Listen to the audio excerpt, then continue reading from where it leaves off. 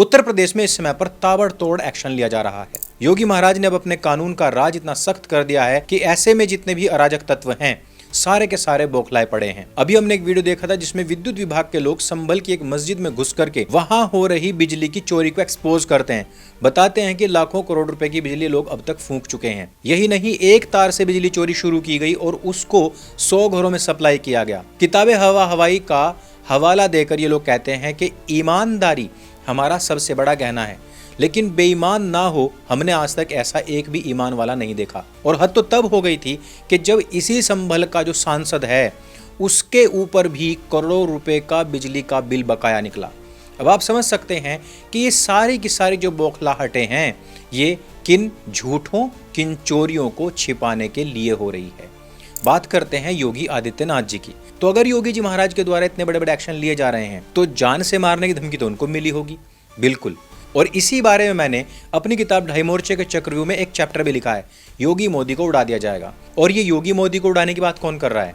मुसलमानों के छोटे छोटे बच्चे जो कह रहे हैं कि हम एक दिन योगी मोदी को उड़ा देंगे, हम हिंदुओं को कीड़े मकोड़े की तरह मसल कर मार देंगे, मोदी जी को उड़ा दिया जाए। इस तरीके की बातें वो लोग कर रहे हैं जो अपने आप को डरी हुई कौम बताते हैं। उस उत्तर प्रदेश के अंदर ये बातें हो रही हैं जहां पर इस समय पर कानून का राज है। आप जरा सोचिए कि उत्तर प्रदेश में योगी जी से पहले जब समाजवादी पार्टी का शासन हुआ करता था उस समय पर हिंदुओं की क्या दुर्गति रही होगी और इन लोगों का मुंह कितना मुखर रहा होगा। लेकिन अगर इन बच्चों को हम इग्नोर भी कर दें, उसके बावजूद भी अप्रैल 2023 में इसी प्रकार की एक धमकी आई थी योगी जी महाराज को मारने की ही। बाद में ये पकड़ा गया था और ये व्यक्ति एक विशेष समुदाय से निकला था। अभी हमने देखा था जिस समय पर बाबा सिद्दीकी की हत्या हो गई थी उसके बाद में फातिमा खान नाम की एक 24 वर्षीय लड़की, मुसलमान लड़की, वो धमकी देती है कि अगर 10 दिन के अंदर अंदर योगी जी ने इस्तीफा नहीं दिया तो उनका हशर भी बाबा सिद्दीकी जैसा ही होगा। बाद में जब फातिमा पकड़ी गई तो ये बात कह करके लोगों के अंदर फैलाई गई कि यहाँ का देखिए मुसलमान डरा हुआ है। महाराष्ट्र से उस लड़की को उठा लिया गया योगी की पुलिस के द्वारा। जो उत्तर प्रदेश की पुलिस कभी के समय में भैंस ढूंढा करती थी, आज की तारीख में वो इस प्रकार के आतंकवादियों को ढूंढती है। वैसे पड़ी डंडी लेने का काम तो पन्नू ने भी कर लिया है। पन्नू ने कहा है कि प्रयागराज के अंदर हम ऐसे हमले करवाएंगे जिससे कि हम किसानों के ऊपर जो लाठी डंडे चार्ज हुए थे उसका बदला ले सकें। अब तक तो उसने नरेंद्र मोदी जी को ही धमकियां दी थी, लेकिन पहली बार उसने योगी आदित्यनाथ जी के खिलाफ कोई बयानबाजी की है। मुझे ये तो नहीं पता कि उत्तर प्रदेश पुलिस की लिमिट्स क्या हैं या योगी जी के हाथ में जो गृह मंत्रालय है उसकी लिमिट्स क्या हैं, लेकिन अगर कानून और डंडे की बात आई तो मुझे लगता है कि अगर योगी महाराज ने ठान लिया तो कनाडा से पन्नू को भी घसीटते हुए ही लाएंगे। इसी तरीके से डरी हुई कौम के एक और व्यक्ति शेख अताउल ने, जिसकी उम्र तकरीबन 40 साल है और जो शाहीन बाग में रहता है, उसने कहा था कि मैं बिस्मिल्लाह बोलकर योगी की कुर्बानी उसी प्रकार से दूंगा जिस प्रकार से हम बकरे की कुर्बानी देते हैं। इसका ये वीडियो सुनिए। मतलब वही कि बिस्मिल्लाह बोलूंगा और कुर्बानी दे दूंगा। किसकी? योगी की। ये मूल रूप से बांग्लादेश का रहने वाला है। बॉर्डर को लांग करके अवैध तरीके से हिंदुस्तान में रह रहा है।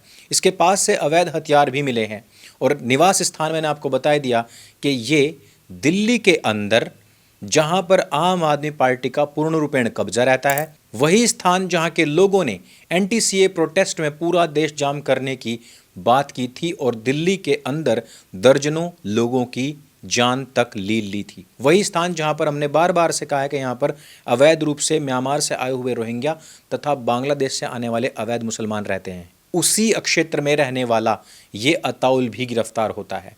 इसके पास से जो अवैध हथियार मिले हैं वो उस क्षेत्र में चल रहे एक बड़े सिंडिकेट का भी खुलासा करते हैं। वो अलग बात है कि ये सब चीजें केंद्र सरकार तथा हमारी सभी खुफिया एजेंसियों को पता है, लेकिन फिर भी भाईचारे की दुहाई देते हुए वो कोई कड़ी कार्रवाई नहीं करते।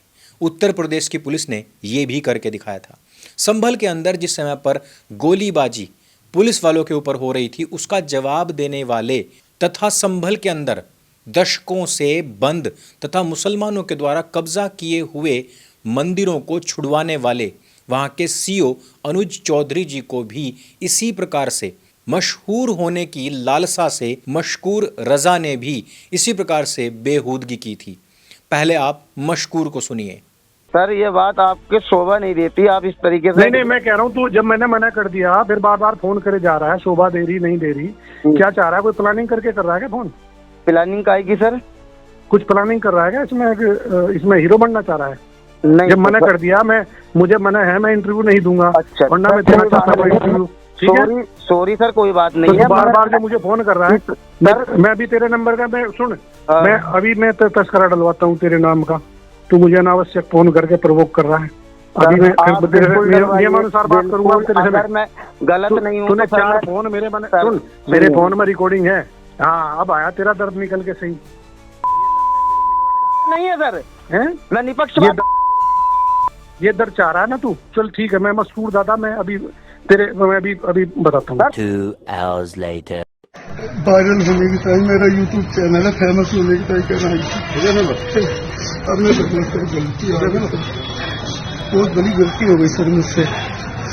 असल बात यही है कि कानून जो अपना कार्य कर रहा है, पूरे देश के इसी प्रकार की जो खटमल प्रजाति है, या कहिए कि जो टिड्डी दल है, वो बौखलाया हुआ है। वो इसी प्रकार से, चाहे बिश्नोई जी हों, चाहे अनुज चौधरी जी हों, चाहे वहाँ के डीएम हों, इन सब के रास्ते रोकने की कोशिश कर रहे हैं। सरकारी जमीन तो घेर लोगे, कोई भी आदमी घेराई तो है, किसने घेराई है? किसने घेराई होता है? 8-10 साल अभी का है, पहले का थोड़ी होता है 8-10। क्या नाम है? वो चाहे आंदोलन के जरिए हो, चाहे फेक न्यूज़ फैला करके हो। संभल के वही लोग जो कल तक तमंचे तान रहे थे, पत्थरबाजी कर रहे थे, वही अब मासूम बने बैठे हैं। अलग अलग यूट्यूब चैनल्स को अपनी झूठी कहानी सुना रहे हैं। हालांकि इनकी झूठी कहानी अपने आप में ही अंतर्विरोध से भरी हुई है, लेकिन फिर भी आप ये देखिए कि डरी हुई कौम आज की तारीख में कितनी ज़्यादा डरी हुई है। संभल में हुई उस पत्थरबाजी से लेकर आज तक पूरे देश के अंदर इस डरी हुई कौम ने कितने क्राइम किए हैं, कितनी लड़कियों के साथ में दुष्कर्म किया, कितनों का अपहरण किया है, कितने लोगों का कत्ल किया है। अगर उसकी डिटेल में यहाँ बताने लग जाऊँगा तो ये वीडियो भी 4-5 घंटे का हो जाएगा।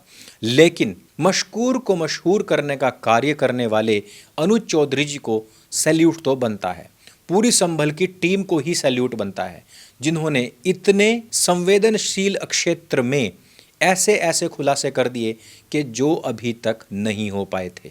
वैसे चलते चलते एक क्लिप देखिए। आजम खान है, वो अनुज चौधरी के पास आते हैं और कहते हैं कि तुमको पहलवान बनाने का एहसान भी हमारी समाजवादी पार्टी की सरकार ने किया था। अनुज चौधरी का जवाब सुनिए।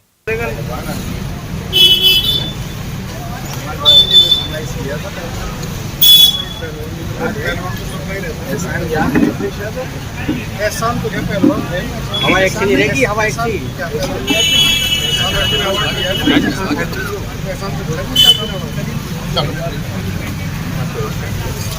नहीं, एहसान उस तरह हो सकता है, पर मतलब खेल में कोई एहसान नहीं। मेंटालिटी देखिए आप समाजवादियों की कि खिलाड़ियों को प्रोत्साहन देने की बजाय उनको कह रहे हैं कि हमने तुम पर एहसान किया था। ये एहसान वाली राजनीति आज भी हिंदुस्तान के मुसलमान ढो रहे हैं, क्योंकि वो लोग मुसलमानों की टोपी पहनते हैं, उनके विकास की बात नहीं करते। संभल के डीएम साहब के द्वारा चाहे वहाँ पहले स्कूल के नियमों में किए गए सकारात्मक बदलाव हों, चाहे उसके बाद में हरिहर मंदिर को पटल पर लाना हो, उसके बाद में वहाँ पर छिपे दबे हुए ऐसे मंदिरों को मुसलमानों के अधिकार से या उनके कब्जे से छुड़वाना हो।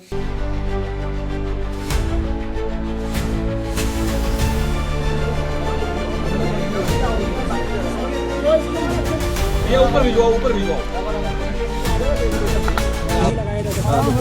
प्रतिमाएं हैं जिसमें बताया जा रहा था ये गणेश जी की प्रतिमा है। मस्जिदों में हो रही ईमान वालों के द्वारा बेईमानी से बिजली चोरी को एक्सपोज करना हो, या फिर वहां के सांसद के द्वारा बिजली के महकमे को करोड़ों रुपए का चूना लगाना हो, या फिर आजम खान जैसे दोगले लोगों को एक्सपोज करना हो, या फिर मशकूर रजा जैसे लोगों की टांग में लहक लाने का काम हो। पूरे उत्तर प्रदेश के अंदर इस समय पर जो केंद्र बना हुआ है वो है संभल, और संभल की पूरी प्रशासनिक टीम। इस वीडियो में सिर्फ इतना ही। अगर ये वीडियो आपको अच्छी लगती है और संभल की इस टीम के लिए आपके दिल में थोड़ा सा भी प्रेम जागृत होता है उनकी इस राष्ट्रभक्ति देशभक्ति के लिए, तो इस वीडियो को लाइक करें ताकि हम शासन और प्रशासन या पुलिस के द्वारा हो रहे सभी सकारात्मक कार्यों को आप तक पहुंचाने के लिए इसी प्रकार से ऊर्जावान बने रहें। सत्य सनातन आपका अपना प्लेटफॉर्म है, इसको स्वयं भी सब्सक्राइब करें, अपने मित्रों से भी करवाएं और 2.5 मोर्चे का चक्रव्यूह अवश्य पढ़ें ताकि आपके आसपास जो कुछ भी नेगेटिव घटित हो रहा है उससे आप बच सकें। मेरे संग बोली सत्य सनातन वैदिक धर्म की जय। जय हिंद, वंदे मातरम।